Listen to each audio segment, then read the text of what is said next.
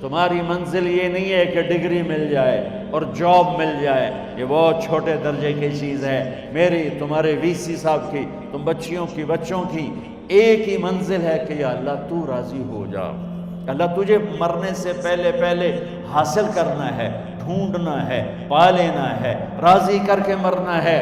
لیتک تحلو والایام مریرۃ ولیتک ترضی والانام غضاب ولیت الذی بینی وبینک عامر وبینی وبین العالمین خراب ولیت الشراب من ودادک صافیا وشربی من ماء المعین السراب فاذا صح منک الود فالکل حین وکل الذی فوق التراب التراب۔ اللہ کو پاتے ہوئے جو سودا کرنا پڑے کر جاؤ۔ عبداللہ بن حذیفہ کو رومیوں نے پکڑ لیا، صحابی ہیں، ان کو آگ میں ڈالنے لگے تو وہ رو پڑے، تو لوگوں نے رومی بادشاہ سے کہا کہ یہ رو پڑا ہے، ڈر گیا ہے، ان کا لے آؤ، میرے پاس لے آؤ۔ ان کو واپس لائے تو رومن بادشاہ نے پوچھا کیوں روئے ہو، موت سے ڈر گئے ہو؟ کہنے لگے موت تو ہمارے لیے سب سے بڑا تحفہ ہوتا ہے، میں اپنی بے بسی پہ رویا ہوں۔ کہ کیا بے بسی ہے؟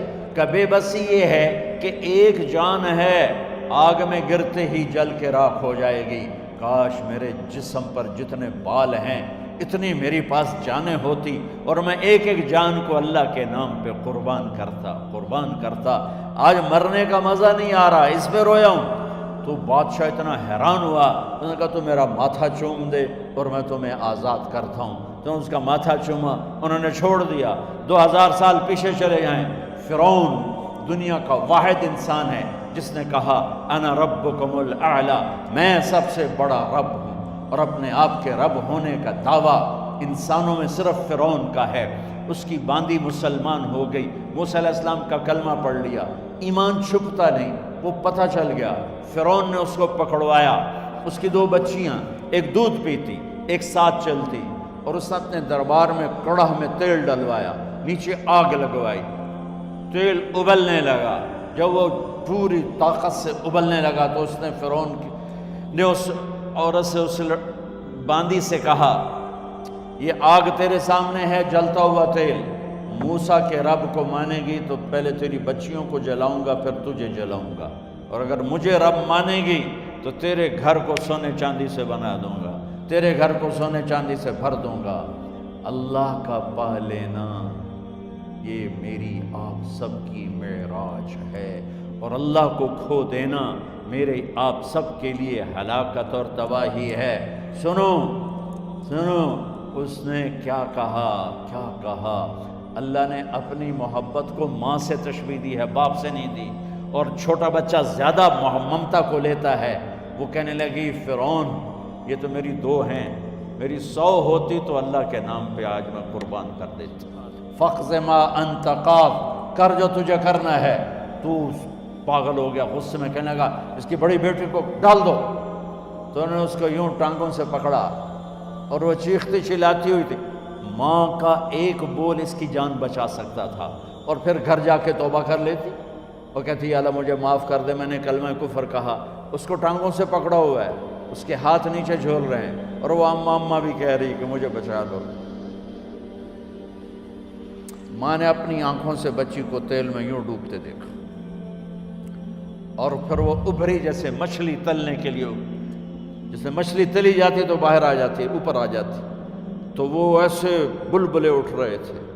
وہ ایک ہی لمحے میں اس کی تو جان گئی، ایک آنسو کا قطرہ اس نے نہیں نکلنے دیا اپنی آنکھوں سے، اور اپنے دل کو جب مضبوط کیا تو میرے رب کی غیرت، میرے رب کی رحمت محبت حرکت میں آئی۔ اللہ نے ماں کی آنکھوں سے پردہ ہٹا دیا، اور ماں نے اپنی بیٹی کی روح کو نکلتے دیکھا، اور وہ کہہ رہی ہے اصبری یا فَإِنَّ لَكِ مِنَ الْأَجْرِ كَذَا وَكَذَا۔ ماں جی ڈرنا نہیں، صبر کرو، جنت تیار ہے، جنت تیار ہے، ابشرو۔ معصوم بچی کو تو پتہ بھی نہیں تھا کہ کیا ہونے والا ہے، اس کو پکڑ کے یوں ڈالا، اس کی تو آہ بھی نہ نکلی۔ اور وہ مچھلی کی طرح تلی گئی. اب پھر ماں کا کلیجہ پھٹا. اللہ نے پھر آنکھوں سے پردہ ہٹایا اور انہیں اپنی بچی کی روح کو نکلتے دیکھا اور وہ کہہ رہی اصبری یا فإن لک من الأجر کذا و کذا. ماں جی تھوڑی دیر کا صبر، جنت تیار ہے، جنت تیار ہے، جنت تیار ہے. اللہ کو پایا سب کچھ پایا، اللہ کو کھو دیا سب کچھ کھو دیا. جب اس کو پکڑ کے لے جانے لگے اس نے فرعون کو دیکھا. فرعون اس کی آنکھوں میں آنکھیں نہیں ڈال سکا، نظریں نیچے ہوں گی اس کی. کہنے لگی میری ایک بات مانو گے، میری ایک خواہش پوری کرو گے؟ فرعون نے پوچھا کیا؟ کہ جب میں بھی جل جاؤں تو میری اور میری بچیوں کی ہڈیوں کو اکٹھے دفن کرنا، باہر پھینک نہ دینا، دفنا دینا. فرعون نے کہا تمہاری یہ خواہش پوری کی جائے. انہوں نے کہا پیچھے ہٹ جاؤ، میں نے اللہ کو جان دینی ہے، مجھے دھکا دینے کی ضرورت نہیں ہے، میں اپنے اللہ سے ملنے جا رہا ہوں. سبحان اللہ. جب اللہ مطلوب ہوتا ہے تو موت محبوب بن جاتی. جب اللہ کی نافرمانی ہوتی ہے تو موت سے نفرت ہو جاتی، مرنا عذاب نظر آتا ہے. وہ چھلانگ مار گئی، اللہ اکبر کا نعرہ لگاتی ہوئی. ہڈیاں ادھڑ گئیں، گوشت ادھڑ گیا، ہڈیاں باقی رہ گئیں. فرعون نے کہا ایک ہی جگہ ڈال دو، سب کو دفن کر دو.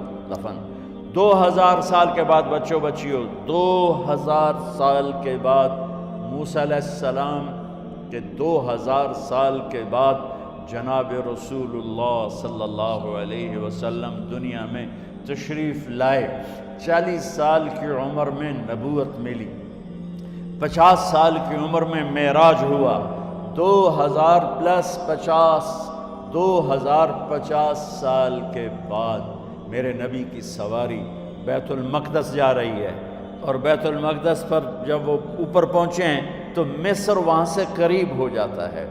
جب وہ اترنے لگے تو میرے نبی نے کہا جبریل جنت کی خوشبو آ رہی ہے. جبریل جنت کی خوشبو آ رہی ہے. کہاں سے آ رہی ہے؟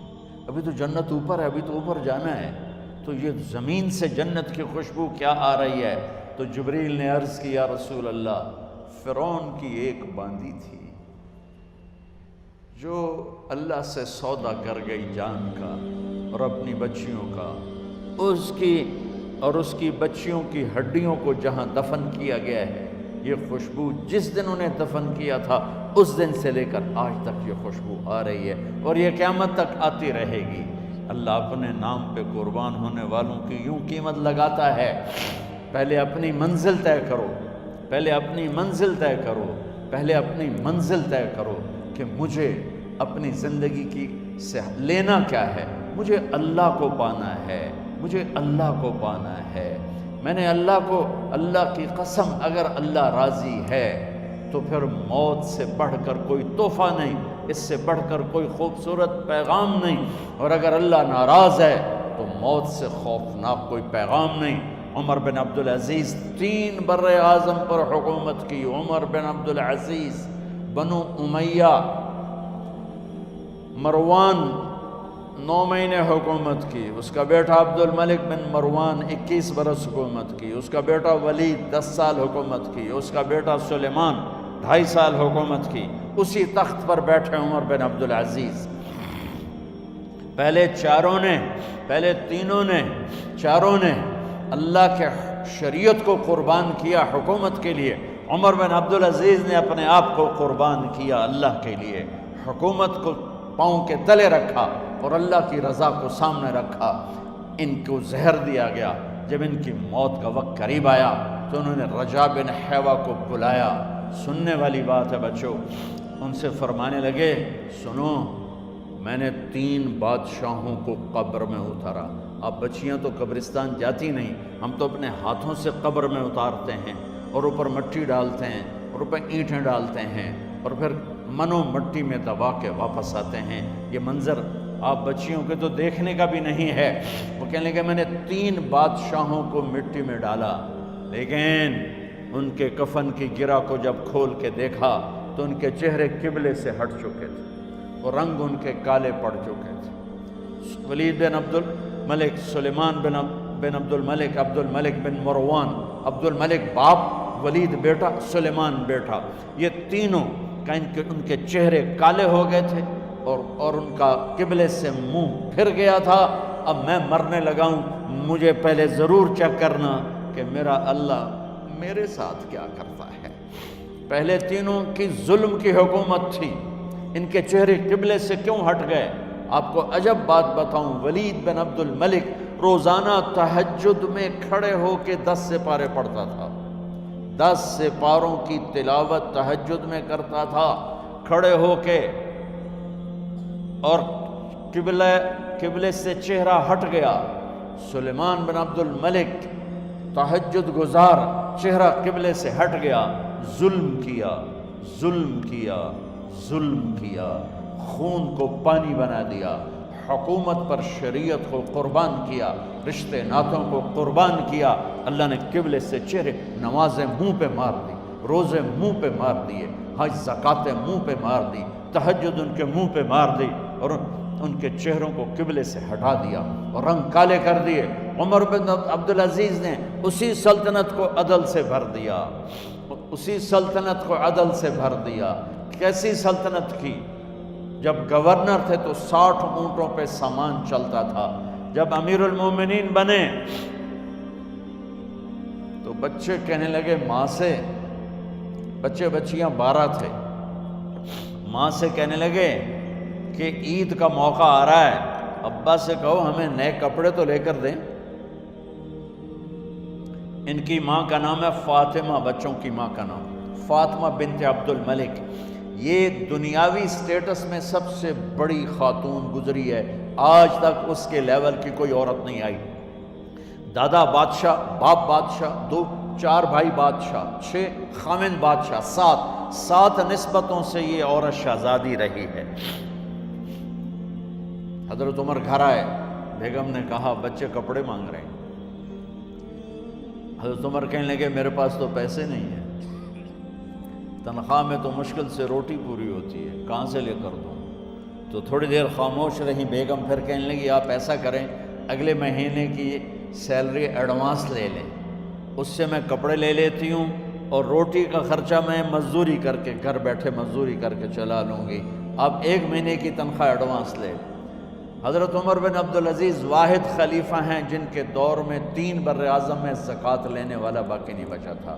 یہاں لاہور بھی ان کی حکومت کے نیچے تھا، جنوبی اسپین فرانس ان کے حکومت کے نیچے تھا، کاشغر تک ان کے حکومت کے نیچے تھا، استنبول کے دروازوں تک ان کی حکومت تھی۔ 3 بر اعظم میں ایک آدمی زکوٰۃ لینے والا نہ بچا، اور اپنا حال یہ ہے کہ بیگم سے کہہ رہے ہیں پیسے کوئی نہیں، کپڑے کہاں سے لے کر دوں؟ اور بیگم طریقہ بتا رہی ہے کہ آپ اگلے مہینے کی تنخواہ ایڈوانس لے لیں، اس سے میں کپڑے لے لوں گی، اور چولہے کا خرچہ، روٹی کا خرچہ میں گھر بیٹھ کے مزدوری کر کے کما لوں گی۔ تو حضرت عمر کہنے لگے ہاں یہ ٹھیک ہے۔ باہر آئے وزیر خزانہ مزاحم، انہیں بلایا کہ بھائی ہمیں اگلے مہینے کی تنخواہ ایڈوانس چاہیے، یہ تنخواہ والے لوگ بیٹھے ہوئے تنخواہیں لیتے ہیں۔ اس نے کاغذ قلم آگے رکھ دیا، کہا حضرت یہاں لکھ کے دے دیں، آپ 1 مہینہ زندہ رہیں گے میں تنخواہ دے دیتا ہوں، آپ مجھے لکھ کے دے دیں آپ 1 ماہ زندہ رہیں گے میں آپ کو تنخواہ دے دیتا ہوں۔ چپ کر کے اٹھے، ایک لفظ نہیں بولے، گھر گئے۔ حضرت اپنی بیگم فاطمہ سے کہا بیگم بچوں سے کہہ دو کہ باپ کے پاس کپڑے لے کر دینے کی سخت نہیں ہے، اور خزانے ایسے بھرے پڑے تھے کہ زکوٰۃ لینے والا کوئی نہیں تھا۔ عید کی نماز ہوئی، نماز کے بعد جب ساری فیملی ملنے آئی اور بچے بھی ملنے آئے تو ان کو دیکھ کر ان کی آنکھوں میں آنسو آ گئے۔ کہنے لگے بچوں آج تمہیں دکھ تو ہوگا اپنے باپ پر کہ ایک جوڑا کپڑا بھی لے کر نہ دیا عید کا۔ تو ان کے ایک بیٹے نے کہا ابا جان آج ہم بڑے خوش ہیں، ہمارا سر اونچا ہے کہ ہمارے باپ نے مسلمانوں کے مال پہ ڈاکہ نہیں ڈالا، ہمیں قربانی کا بکرا بنایا، لیکن مسلمانوں کے مال میں خیانت نہیں کی۔ یہ ان کا طرز حکومت تھا، اس طرح انہوں نے حکومت کی۔ گھر میں تشریف لائے تو بیٹیوں سے بات کی تو انہوں نے منہ پہ سے دوپٹہ رکھا ہو، منہ پہ دوپٹہ رکھ کے بات کریں۔ تو فرمانے لگے کپڑا تو ہٹاؤ، دوپٹہ کیوں رکھا ہوا ہے؟ تو گھر کی خادمہ زور زور سے رونے لگی، کہنے لگی امیر المومنین آج آپ کی بیٹیوں نے کچا پیاز توڑ کے روٹی کھائی ہے تو وہ اس کی بو ہے منہ میں، آپ کو بو سے نفرت ہے اس لیے منہ پہ کپڑا رکھ لیا ہے۔ تو حضرت عمر اتنا روئے کہ ان کی داڑھی تر ہو گئی۔ کہنے لگے آخر میں جب تھوڑا آسرے میں آئے، کہا میری بیٹیوں تمہارا باپ تمہیں بڑے اچھے کھانے کھلا سکتا ہے لیکن میں جہنم کو برداشت نہیں کر سکتا، میں جہنم کی آگ برداشت نہیں کر سکتا۔ اب مرنے کا وقت آ گیا۔ جب وہ گورنر تھے تو 60 اونٹوں پہ ان کا سامان چلتا تھا، اور جب وہ امیر المومنین بنے تو عیادت کے لیے لوگ آ رہے تھے، تو سالے عیادت کے لیے آئے، فاطمہ کے بھائی، کپڑے دیکھیں امیر المومنین کے تو بہن کو ایک طرف کر کے فرمایا، بڑے نیک سرداروں میں سے تھے یہ مسلمہ بن عبد الملک، کہنے لگے امیر المومنین کے کپڑے تبدیل کروا دو، لوگ پوچھنے آ رہے ہیں تو میلے کپڑے اچھا نہیں لگتا۔ کہا جی بھائی کرواتی ہوں۔ اگلے دن جب وہ حال پوچھنے آئے تو پھر وہی کپڑے تھے، تو انہوں نے ان کو الگ جا کر کہا بہن میں نے تمہیں کہا تھا کپڑے بدلوا دیتی، کیوں نہیں بدلوائے؟ تو وہ رونے لگی، کہنے لگی کہاں سے بدلواؤں، جوڑا ہی ایک، کہاں سے بدلواؤں؟ اور حکومت کتنی تھی؟ 3 بر اعظم کی، 3 بر اعظم کی حکومت۔ ہمارا تو پٹواری امان کا نہیں ہے، اور وہ 3 بر اعظم کی سلطنت لے کر ایک جوڑے میں اللہ سے ملنے جا رہا ہے۔ جب ان کا انتقال ہوا، سلیمان بن عبد الملک کی ڈیڈ باڈی جب قبر کے قریب لائے اتارنے کے لیے تو ایسے ایسے ہلنے لگا، اس کا پورا جسم ہلنے لگا۔ تو اس کے بیٹوں نے کہا کہ ہمارے ابا زندہ ہیں، تو حضرت عمر نے فرمایا بیٹو زندہ نہیں ہیں، عذاب قبر جلدی شروع ہو گیا ہے، عجل اللہ بالعقوبہ، قبر کی پکڑ پہلے شروع ہو گئی ہے، چھپاؤ اپنے باپ کو جلدی۔ جب عمر بن عبدالعزیز کی ڈیڈ باڈی قبر کے قریب کی گئی اور ان کا بھائی اتارو، بھائی وہ باتیں شروع ہو جاتی ہیں، رومال ڈالو، چادر پکڑو، ادھر سے پکڑو، تو ایک دم ایسے ایک پرچہ ہوا میں اڑتا ہوا سب نے دیکھا، وہ آتے آتے آتے آتے آتے آتے یوں آ کے حضرت عمر کے سینے پر گر گیا۔ سب دیکھ رہے ہیں، جب پرچے کو اٹھا کے دیکھا گیا تو اس پہ ایک سطر پہ لکھا تھا بسم اللہ الرحمن الرحیم، اور دوسری سطر پہ لکھا تھا براءۃ من اللہ لعمر بن عبد العزیز من النار، یہ عمر کے لیے جہنم کی آگ سے نجات کا پروانہ ہے۔ 3 بر اعظم کی سلطنت لے کر وہ جنت کا پروانہ لے کر دنیا سے گئے۔ جب ان کو قبر میں اتارا گیا تو انہوں نے رجا بن حیوہ سے فرمایا تھا 3 بادشاہوں کے چہرے دیکھے قبلے سے پھر گئے، رنگ کالے پڑ گئے، مجھے تم نے دیکھنا ہے کہ کیا ہوتا ہے؟ تو رجا فرماتے ہیں جب میں قبر میں اترا اور ان کے کفن کی گیرہ کو کھول کے دیکھا تو چہرہ قبلے کی طرف فکس تھا، اور مجھے یوں لگا جیسے 14ویں رات کا چاند قبر میں اتر آیا۔ میرے عزیزو، طلبہ و طالبات، اللہ کو اپنی منزل بناؤ، اللہ کو اپنی منزل بناؤ، اللہ کو اپنی